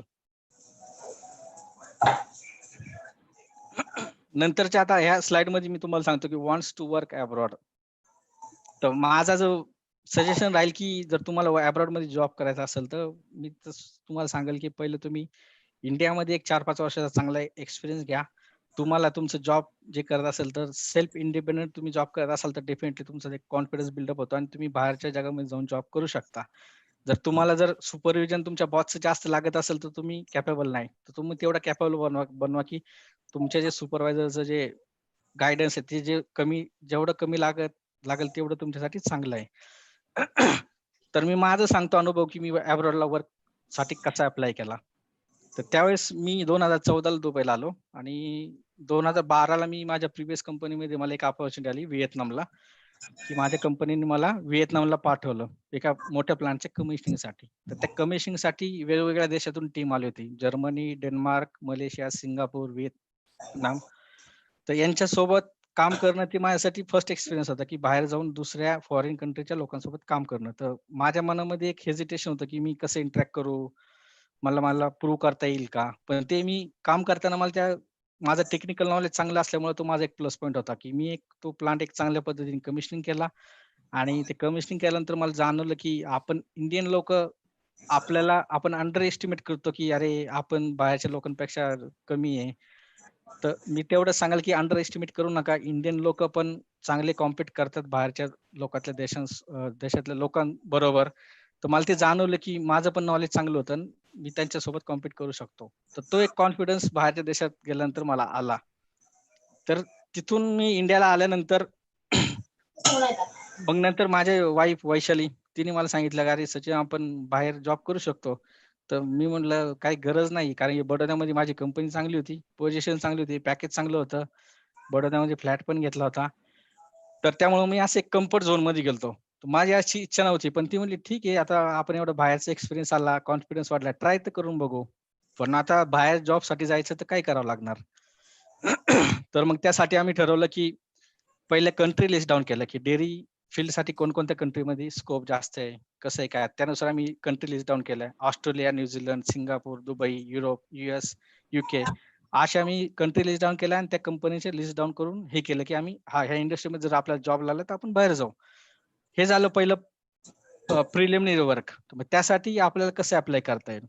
मग त्यानंतर आम्ही ठरवलं, की LinkedIn हे एक वेबसाईट होती, प्रोफेशनल वेबसाईट. तर तिथं आम्ही माझं प्रोफाईल क्रिएट केलं. माझा रिझ्यूमे तिथं त्या पद्धतीने अपलोड केला आणि हे केल्यानंतर याच्यावरती गोष्टी थांबत नाहीत. मग त्यासाठी नंतर आपल्याला लोकांना आपलं नेटवर्क कसं वाढवता येईल. मग त्यानंतर LinkedIn वरून नंतर त्या कंट्रीमध्ये जे पर्टिक्युलर कंपनी आम्ही लिस्टेड केलं आहे, त्या कंपनीचे जे HR मॅनेजर आहेत, इंजिनिअरिंग मॅनेजर, डायरेक्टर आहेत, त्यांना रिक्वेस्ट पाठवली.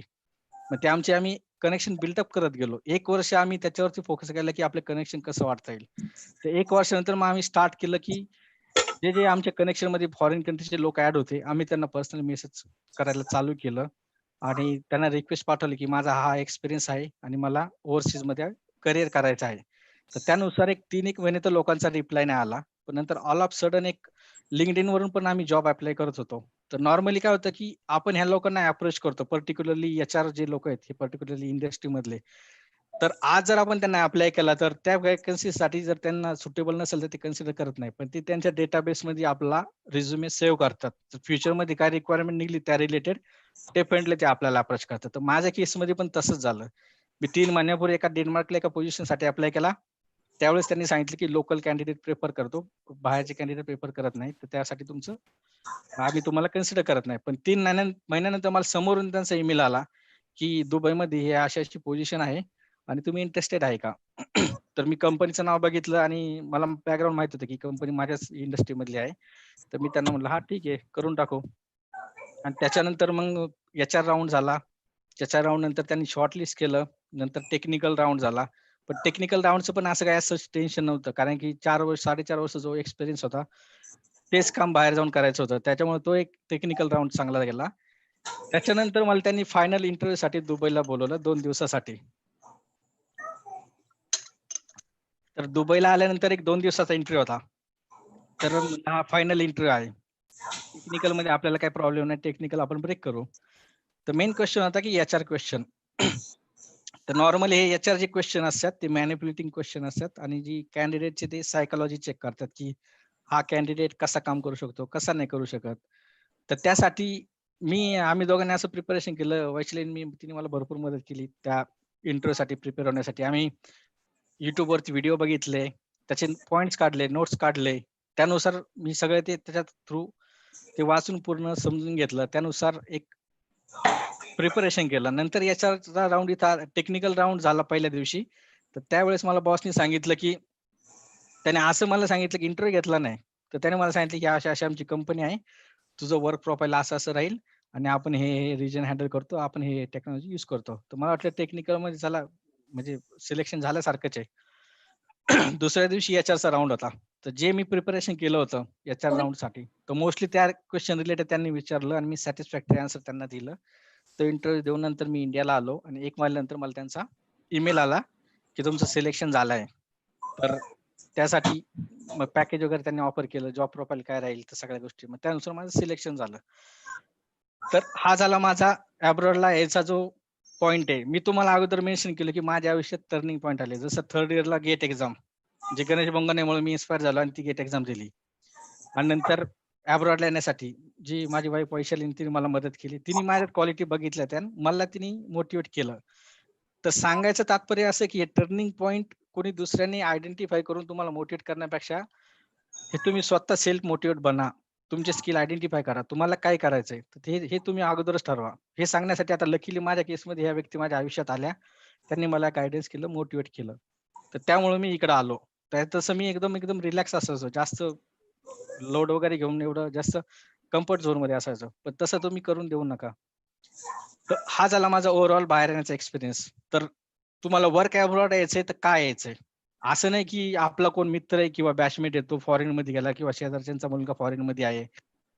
तर आपल्याला जायचंय. तर त्याच्यासाठी डेफिनेटली मस्ट काय हायर सॅलरी ऑफकोर्स. म्हणजे जर तुम्ही इंडियामध्ये एक पॅकेज घेत असाल, अॅन्युअल सेव्हिंग तुमची किती आहे? आणि जर तुम्हाला अब्रॉडला जर जायचं असेल, तर तुम्हाला सॅलरी किती आहे? तुमचं अॅन्युअल सेव्हिंग किती पर्सेंटेजमध्ये होणार? परत पुढच्या स्लाइड मध्ये मी तुम्हाला सांगतो कसं कसं हे करायचं ते. नंतर डेफिनेटली बेटर करिअर अपॉर्च्युनिटीज. इथं आल्यानंतर एक चांगला प्लॅटफॉर्म भेटतो तुम्हाला. दुसऱ्या देशामध्ये पण तुम्ही जाऊ शकता.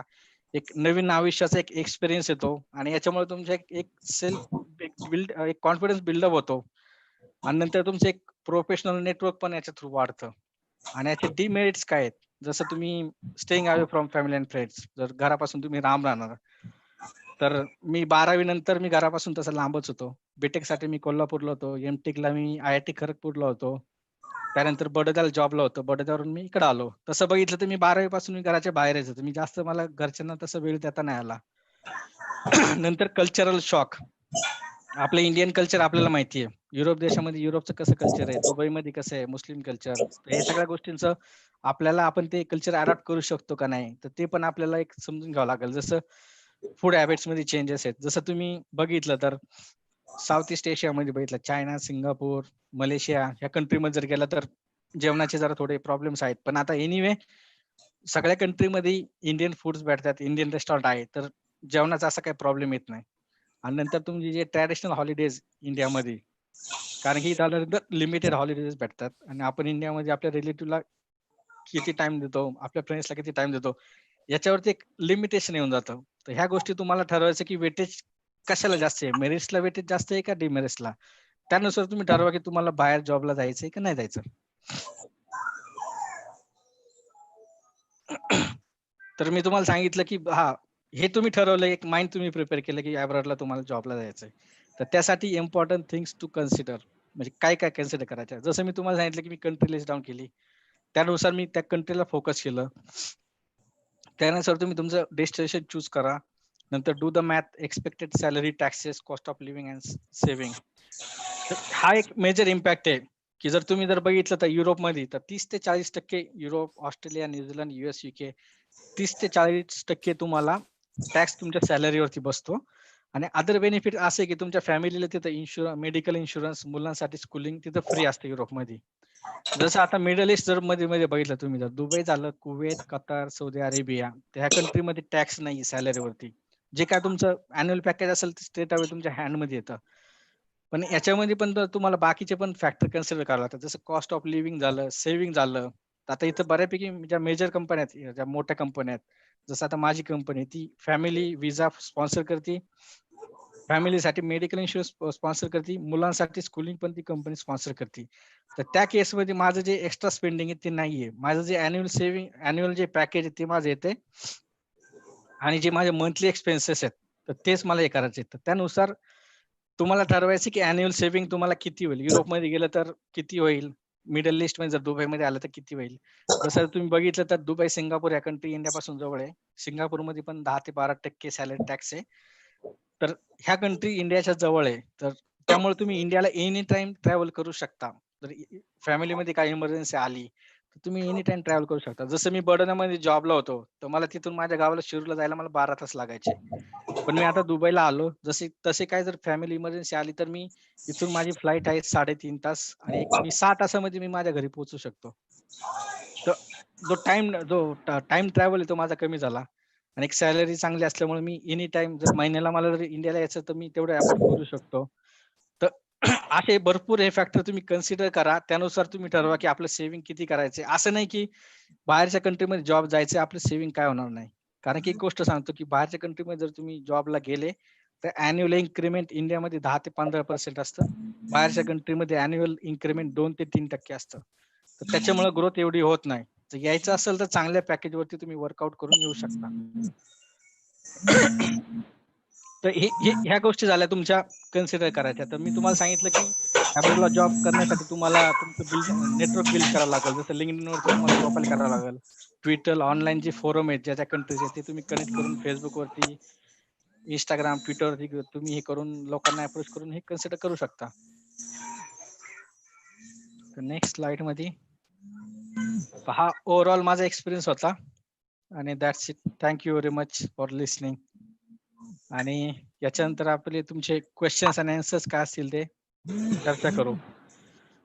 तर क्वेश्चन अँड आन्सरच्या अगोदर मला काही पॉईंट हायलाइट करायचे आहेत की माझा अनुभव सांगतो की मी कॉलेजमध्ये असताना किंवा M.Tech करत असताना की मी प्रश्न विचारायला खूप घाबरायचो.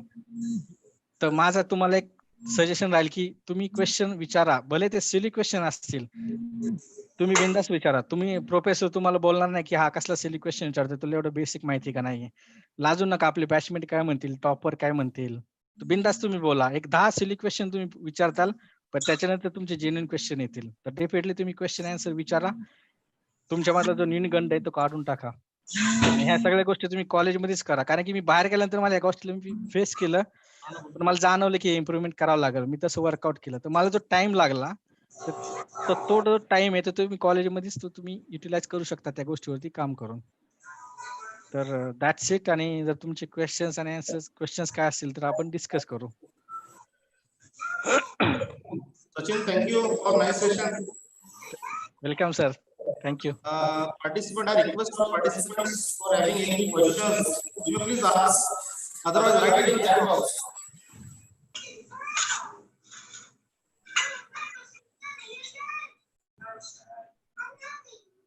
सचिन, अमोल खूप कसा आहेस? वर्षांनंतर भेटतोयस. हा हा. खूप चांगली माहिती दिलीस. Thank you very much. हम्म. कॉलेजच्या सगळ्या आठवणी जागा झाल्या. हा, मी ऍक्च्युली एक 4-5 दिवसापासून तयारी सांगण्यासाठी तसं भरपूर होतं. पण एक तास 1 ते 1.5 तासाचा टाइम येतो. मला जेवढ्या शॉर्ट ज्या हायलाइटेड पॉइंट आहेत तेच मी कन्सिडर केले. आणि जर डेली इंडस्ट्री रिलेटेड जर काही टेक्निकल असं काय असेल तर मी पाटील सरांसोबत बोललो होतो की तो पण आपण इव्हेंट ऑर्गनाईज करू शकतो.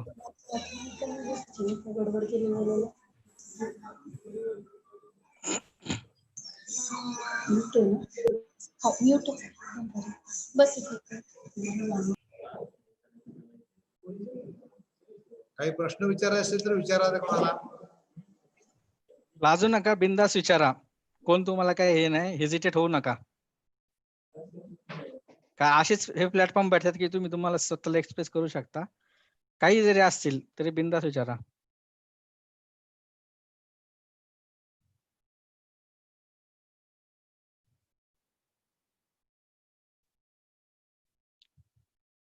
किंवा तुम्ही टाईप पण करू शकता तुमचे जे काही क्वेश्चन असाल ते ग्रुप चॅट मध्ये. Hello sir. हा जयंत. सर मला असं विचारायचं होतं की डेअरी इंडस्ट्रीमध्ये आपलं जे इम्प्लांट ट्रेनिंग असतं लास्ट इयरच्या मुलांचं, तर त्यासाठी दुबईमध्ये तुमच्या कंपनीमध्ये काही असं आम्ही पाठवू शकतो का मुलांना ट्रेनिंगसाठी, किंवा समर ट्रेनिंग और इम्प्लांट ट्रेनिंग? हा एक चांगला क्वेश्चन आहे. कारण कसं इथं तसं पाठवू शकतो, पण इथं इंडस्ट्री कसं आहे की इथं कसं आहे की दुबई मिडल ईस्ट मध्ये हे डेअरी टेक्नॉलॉजी वगैरे असे काही कॉलेज नाहीये. तर मिडल ईस्ट मध्ये असं काही ट्रेन नाही. आपल्या इंडियामध्ये आपण इन्स्टिट्यूटचे स्टुडंट आहे ते कंपनीमध्ये पाठवतो इम्प्लांट ट्रेनिंगसाठी. तर इथं तसा काही ट्रेंड नाहीये. पण जर तसं जर करता आलं तर करू शकतो. पण दुसरं काय की मेजर जो फॅक्टर आहे ना, तर तुम्ही इथे इम्प्लांट ट्रेनिंगसाठी आला तर कंपनी तुम्हाला जे लिव्हिंग कॉस्ट आहे, इथं लिव्हिंग कॉस्ट भरपूर हाय आहे. तर कंपनी तुम्हाला सॅलरी वगैरे काय देणार नाही. जी लिव्हिंग कॉस्ट आहे ती तुम्हाला बिअर करावं लागेल. आणि ती जी कॉस्ट जर रफली पकडली तर एका मुलासाठी जरी शेअरिंग मध्ये अकोमोडेशन घेऊन हे पकडलं तर एक 70,000 ते 80,000 राहील. पण सध्या इथं तसा ट्रेंड नाही, कारण की इथं तसे कॉलेजेस नाहीयेत. Okay sir. आता इस्रायलसाठी सर आमची मुलं समर ट्रेनिंग साठी जातात. 1 महिन्याचं जे आपलं इंडस्ट्रियल ट्रेनिंग असतं त्यासाठी. मग तसं जर दुबईमध्ये तशी काही पॉलिसी आहे का, मुलं किंवा काही स्कॉलरशिप वगैरे मिळू शकते का? नाही, कसं आहे माहिती का, दुबईचं जे मेन जे आहे ना, तर मेन हे टुरिझम वरती आहे. तर इंडस्ट्री रिलेटेड हे सध्या तरी अशी काही डेव्हलपमेंट किंवा माझ्या ऐकण्यात तरी आलेलं नाही की इंडियाच्या इन्स्टिट्यूट मध्ये कोलॅबोरेशन करून जर असं काही ऑर्गनाईज करू शकत असतील तर. असं तरी म्हणजे माझ्या ऐकण्यात तरी आलेलं नाही, वाचल्यात तरी नाही आलेलं. पण जर डेफिनेटली जर तसं काही न्यूज असेल तर मी डेफिनेटली तुमच्यासोबत शेअर करेल की अशा अशा अपॉर्च्युनिटी आहे, आपण त्यांच्यासोबत कोलॅबोरेशन करून एक नॉलेज शेअरिंग, टेक्नॉलॉजी शेअरिंग तसंही आपण करू शकतो. ओके, ठीक आहे. Thank you sir. आणि याच्यामध्ये कुणाल देशमुख म्हणून एक क्वेश्चन विचारला ग्रुप चॅट मध्ये, सर इंडियामध्ये चांगल्या अपॉर्च्युनिटी आहेत का? डेफिनेटली अपॉर्च्युनिटी आहेच. बीटेक नंतर मी तुम्हाला सांगेल, जर डेअरी इंडस्ट्रीमध्ये जायचं असेल तर पोस्ट ग्रॅज्युएशन मस्ट. कारण की बीटेक नंतर एक पूर्ण करिअरला एक लिमिटेशन येऊन जातं. कारण की याच्या मोस्टली इंडस्ट्री ना, जर तुमचं क्वालिफिकेशन एकदम स्ट्रॉंग असेल, जसं पोस्ट ग्रॅज्युएशन असेल, जसं पर्टिक्युलरली स्पेशलायझेशन डेअरी किंवा फूडमध्ये असेल, तर डेफिनेटली तुमची ग्रोथ आहे. पण तुम्हाला तसे प्लॅटफॉर्म अपॉर्च्युनिटीज किंवा तुम्हाला तसं स्वतःला डेव्हलप करावं लागेल. डेफिनेटली अपॉर्च्युनिटीज आहेत. तुम्ही ट्राय करू शकता. मी जसं तुम्हाला एक्सप्लेन केलं, की तुम्ही स्वतःला कसं डेव्हलप करता कॉलेज डेजमध्ये आणि कोणकोणते प्लॅटफॉर्म अवेलेबल आहेत जॉब अपॉर्च्युनिटीसाठी. जसं मी तुम्हाला सांगितलं, की आमच्या वेळेस फाउंडेशन बॅच असल्यामुळे आम्हाला एक सीनियर नव्हते आणि आता तुम्हाला एक मेन ऍडव्हान्टेज असा आहे, की की तुमचे सीनियर बाहेर आहेत. तर तुम्हाला माहिती आहे, की बीटेक नंतर किंवा एमटेक नंतर स्कोप काय आहे. ते एक तो ऑलरेडी ब्रिज एक तयार झालेला आहे. तर तुम्ही एनी टाईम कोणत्या पण सिनियरला जसं आता अॅल्युमिनीचा जो WhatsAppचा ग्रुप बनवलाय, तर त्याच्यामुळे एक चांगलं झालं, की बरेच मुलं त्या ग्रुपवरती कनेक्ट झाले आणि त्या ग्रुपवरती मी बघत असतो, की मुलं शेअर करतात जॉब अपॉर्च्युनिटीज. तर एक ॲज अ अॅल्युमिनी म्हणून तर पहिला प्रेफरन्स माझा तोच राहील, की जसं असं काही रिक्वायरमेंट असेल, तर डेफिनेटली मी आपल्या ग्रुपवरती पोस्ट करत राहील. तर त्यामुळे एक मार्केटमध्ये चाललंय काय, सिच्युएशन काय आहे, जॉब कुठं अवेलेबल आहे. तर एक चांगला प्लॅटफॉर्म आहे. तर जयंत आणि पाटील सरांनी जे इनिशिएटिव्ह घेतलं ग्रुप बनवून ते सर्क्युलेट करणं, डेफिनेटली एक चांगलं आहे. जेवढं आपण अॅल्युमिनियममध्ये टचअप राहू, तर तेवढं एक विद्यार्थ्यांसाठी एक चांगलं राहील. Hello, Sachin sir. Yes. Hi, my name is Jaydeep. I am from 2008 batch. Can you hear me? Yes, I can hear you, Jagdeep. Okay. So it was a fantastic talk actually. I couldn't join between because of lack of the internet connection here. Okay. माझा question असं simple आहे की actually तुमचे जे dairy field आहे related, तर आपल्या इंडियामध्ये स्मॉल स्केल बिझनेस टाईप साठी काय तुमच्याकडून सजेशन आहेत का? Yes. Can we definitely implement that? हा एकदम एक चांगला क्वेश्चन आहे. मी हा कव्हर करणार होतो, पण समहाऊ मी तो पॉइंट माझ्याकडून स्किप झाला. तर हे झालं आपलं बीटेक नंतर मी तुम्हाला सांगितलं एमटेक नंतर जॉब ऑपॉर्च्युनिटीज काय आहे. तर हा एक चांगला क्वेश्चन आहे. जर जर मी तुम्हाला भेटलं तर डेअरी फार्मिंग हा जर तुम्हाला स्मॉल स्केलला जर तुम्हाला जॉब करायचा असेल म्हणजे बिझनेस करायचा असेल, तर आता पूर्वी कसं होतं की एक शेतकरी त्याच्याकडे 1-2 गाया असायच्या. तर मेनली त्या शेतकऱ्याचा पर्पज काय असायचा की 1-2 गाया ठेवून आपल्या फॅमिलीसाठी जे लागणारे दूध आहे, ते आपण तेवढंच हे करायचं आणि बाकीचं उरलेलं दूध ते डेअरी इंडस्ट्रीमध्ये टाकायचे. तर पहिला ट्रेंड असा होता. पण आता ट्रेंड चेंज झालाय. लोकांचा बघण्याचा दृष्टिकोन झालाय. जर तुम्ही Googleवरती सर्च केलं, YouTubeवरती सर्च केलं, तर असे भरपूर मोठमोठे फार्म आहेत. जर काही मोठमोठे 200 गायांचे फार्म आहेत, 100 गायांचे फार्म आहेत. तर असे मोठमोठे फार्म तुम्ही सेटअप करू शकता. पण मी म्हणतो की मोठे फार्म सेटअप करायचे असेल तर त्याची इनिशियल इन्व्हेस्टमेंट जास्त राहील आणि त्याच्यानंतर तुम्हाला बघावं लागेल की मार्केटमध्ये तुमचं दूध तुम्ही कुणाला विकताय, किती रेटने विकताल, तुमच्याकडे फायनान्स किती अवेलेबल आहे, तुम्हाला कोण स्पॉन्सर आहे का, तुमच्याकडे ऑलरेडी कॅश आहे किंवा तुम्ही लोन करणार आहे. त्याची पूर्ण जे कॉस्टिंग ते तुम्हाला वर्कआउट करावं लागेल. तर मी तुम्हाला सांगताना यासाठी सांगेल की ॲज अ माझं बॅकग्राऊंड मिडल क्लास आणि त्यामुळे मी असं सांगेल की असं काही तुम्हाला सुरुवात करायची असेल तर मी सांगेल की एक सुरुवात 5 गायी किंवा 10 गायी तुम्ही घेऊन करू शकता. पण गाय घेण्याच्या अगोदर तुम्हाला पूर्ण सर्व्हे करावा लागेल. आजूबाजूच्या एरियामध्ये की कोणत्या गायींना जास्त महत्व आहे. जर्सी गायी कोणत्या जास्त दूध देतात. त्याच्यानंतर 10 गायींच्या गोठ्यासाठी लागणारी कॉस्ट, परत ते दिवसाला निघणारं दूध, ते तुम्ही किती रुपयाने डेअरीमध्ये सेल करताय आणि त्याच्यानंतर निघणारा जो प्रॉफिट आहे, ते तुम्हाला वर्कआउट करावं लागेल की तुमचं डे टू डे एक्सपेन्सेस काय आहे गायींसाठी आणि तुमचं इन्कम काय आहे. त्यानुसार ते तुम्हाला प्रॉफिट वर्कआउट करावं लागेल. जर ते कॅल्क्युलेशन जर बसलं की तुम्ही प्रॉफिटमध्ये आहे, तर डेफिनेटली मी सांगेल की तुम्ही जाऊ शकता. पण जर सुरुवात करायची असेल, तर मी सांगेल की एक छोट्यापासून सुरुवात करा. पण याच्यात कमीपणा समजून नका घेऊ. जर तुम्ही बीटेक ॲग्रीकल्चर इंजिनिअरिंग केलं आणि जर उद्या जाऊन तुम्ही जर 10 गायांचा गोठा टाकला, तर तुम्ही म्हणताल की लोक बाजूचे हसतील, "अरे हा इंजिनिअर आहे ना, याने काय टाकलं गायचा गोठा." पण मग याने बीटेक ॲग्रीकल्चर इंजिनिअरिंग का केलं? त्याच्या वडिलांचे पैसे का घातले? तर तर लोकांचा बघण्याचा दृष्टिकोन असा येईल. पण मी याच्यातून एक पॉइंट सांगेल, की बीटेक ॲग्रीकल्चर इंजिनिअरिंग केल्यानंतर तुम्हाला टेक्नॉलॉजी तुम्हाला नॉलेज भेटेल. तुमची मॅच्युरिटी लेव्हल वाढेल. तुमचा जगाकडे बघण्याचा दृष्टिकोन वाढेल. ती मॅच्युरिटी तुमची त्यामुळे एक बिल्डअप होईल. तर ते जे नॉलेज आहे तुमचं 4 वर्षाचं, ते तुम्ही तुमच्या बिझनेसमध्ये यूज करू शकता. तर त्याच्यात कमीपणा नाहीये. तर डेफिनेटली तुम्ही करू शकता. आणि याच्यानंतर एक क्वेश्चन विचारला विकास जमदारे, डेअरी इंडस्ट्रीमध्ये प्रोडक्शन डिपार्टमेंटमध्ये जास्त ग्रोथ आहेत का? मार्केटिंग डिपार्टमेंटमध्ये. डेफिनेटली मी सांगितलं की प्रोडक्शन डिपार्टमेंट मध्ये कसं आहे की एक सर्टन लेवलला एक लिमिटेशन येऊन जातं की त्याच्यानंतर काही आपल्याला ग्रोथ दिसत नाही. पण इट डिपेंड सगळ्यांचा जो पर्स्पेक्टिव्ह जो काय असेल त्यानुसार तुम्ही चूज करू शकता. आणि दुसरं मार्केटिंग डिपार्टमेंटमध्ये डेफिनेटली तुम्ही करू शकता. पण त्यासाठी जर मी म्हणून मोस्टली तुम्ही MBA करू शकता, ऍग्रिकल्चर बिझनेस मॅनेजमेंट किंवा प्लेन MBA मार्केटिंग मध्ये करू शकता. डेफिनेटली. कारण की कसं आहे की डेअरी इंडस्ट्रीमध्ये पहिला कन्सेप्ट असा होता की फक्त कोऑपरेटिव्ह डेअरीज आणि छोट्याशा प्रायव्हेट डेअरीज. पण आजच्या डेटला जर तुम्ही बघितलं तर इंटरनॅशनल प्लेयर इंडियामध्ये उतरलेले आहेत. जर त्या इंडस्ट्रीमध्ये जर तुम्हाला एंट्री भेटली तर अॅन्युअल पॅकेज तुम्हाला एक चांगलं भेटल, मार्केटिंग मध्ये म्हणा किंवा प्रोडक्शन डिपार्टमेंट मध्ये म्हणा. कारण की मला आठवतंय की आमच्या वेळेस एक GSK म्हणून कंपनी होती, GlaxoSmithKline. ती कंपनी कॅम्पससाठी आली होतं. अॅन्युअल पॅकेज त्यावेळेस 6 लाख होतं. आणि त्यांनी जे टॉपर होते त्यांनाच उचललं होतं. तर डेफिनेटली जर इंटरनॅशनल कंपनीमध्ये जर जॉब भेटत असेल तर डेफिनेटली चूज करा तुम्ही. आणि नेक्स्ट क्वेश्चन विचारलाय Nitin Patil, what do you prefer education in India or abroad for PG? तर हे डिपेंड करतं, म्हणजे हे ऍक्च्युली अब्रॉड साठी जाणारे 2 प्लॅटफॉर्म आहेत. जसं आता मी बघितलं की एज्युकेशन इन अब्रॉड, जसं गजानननी सांगितलं, निखिलनी सांगितलं की आपण बाहेर शिकण्यासाठी कसं पडू आणि तिथे गेल्यानंतर जो स्ट्रगल आहे आणि त्यासाठी जो लागणारा पैसा आहे, तर तुम्हाला चूज करायचं की तुम्ही कोणत्या गोष्टी अफोर्ड करू शकता. म्हणजे बीटेक नंतर जर तुम्ही तेवढं तुम्हाला कॅपेबल समजत असाल, तुमच्याकडे फायनान्स अवेलेबल आहे आणि इन केस तुम्ही बाहेर जाऊन तुमचं एज्युकेशन पूर्ण केलं, समहाव जर तुम्हाला जॉब नाही लागला एनीहाव, तर तुमची परत याची तयारी असायला पाहिजे.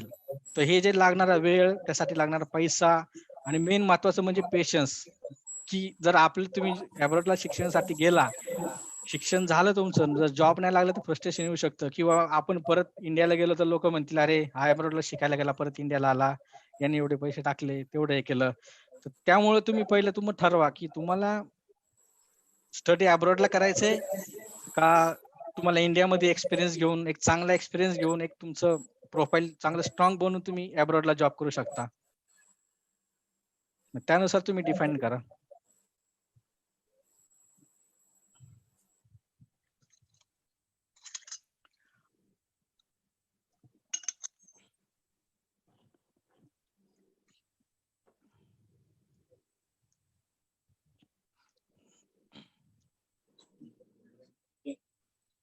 तर आणखी काही क्वेश्चन असेल तर चार्ट मध्ये पण टाकू शकता.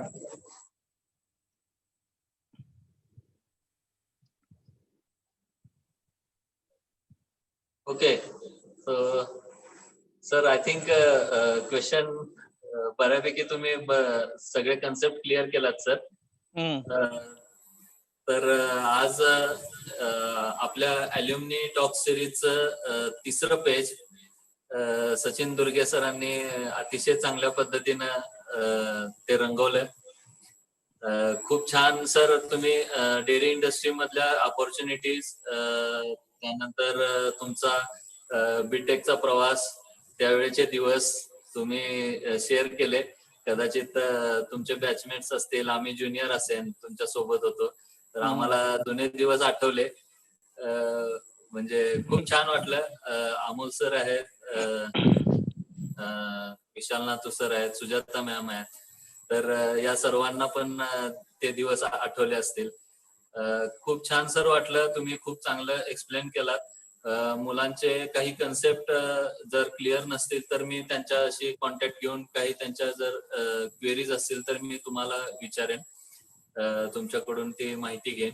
आणि इथून पुढे अल्युमिनी आणि प्रेझेंट स्टुडंट या दोन्ही मधला जो दुवा आम्ही बनतोय, तर यासाठी आम्हाला खूप छान वाटतंय की तुम्ही अल्युमिनी मेंबर सुद्धा खूप चांगल्या उत्साहाने यामध्ये सहभागी होत आहे.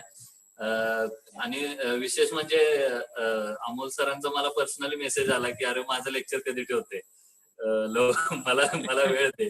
तर डेफिनेटली सर आम्ही प्लॅन करतोय असं की प्रत्येक वीक मध्ये एक लेक्चर आपण प्लॅन करतोय. आणि शक्यतो टॉपिक वेगवेगळे असावेत असं आम्ही ते प्लॅन करतोय. त्यामुळं एखादा आठवडा पुढं होईल, मागं होईल, तर प्रत्येकाची वेळ येणार आहे. सगळ्यांना आम्ही कॉन्टॅक्ट करणार आहोत. आणि जे आपले चांगले अल्युमिनी, इनफॅक्ट सगळेच अल्युमिनी चांगल्या पोझिशनला आहेत आता. आणि जे वेगवेगळ्या सेक्टरमध्ये आहेत आणि त्याचा आपल्या प्रेझेंट स्टुडंटना खूप चांगला फायदा होऊ शकतो. तर यासाठी आम्ही ही टॉक सिरीज ऑर्गनाईज केली आहे. पाटील सरांनी हा कन्सेप्ट खूप चांगल्या पद्धतीने आता आम्ही राबवतोय. तर त्यासाठी आपणा सर्वांचे असंच सहकार्य राहू दे. तर thank you sir, thank you for your nice presentation. Thank you very much.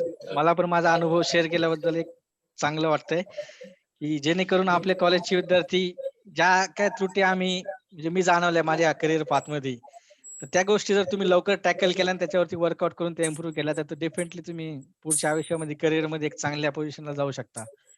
कारण की हे जे 4 वर्ष एकदम महत्वाचे असतात. कारण की आपला हा जो बेस आहे तर तो जर तुम्ही इम्प्रूव्ह केला, एकदम स्ट्रॉंग केला तर डेफिनेटली सक्सेस तुमच्या हातात आहे.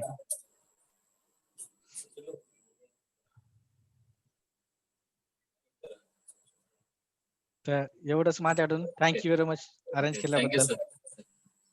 थँक्यू.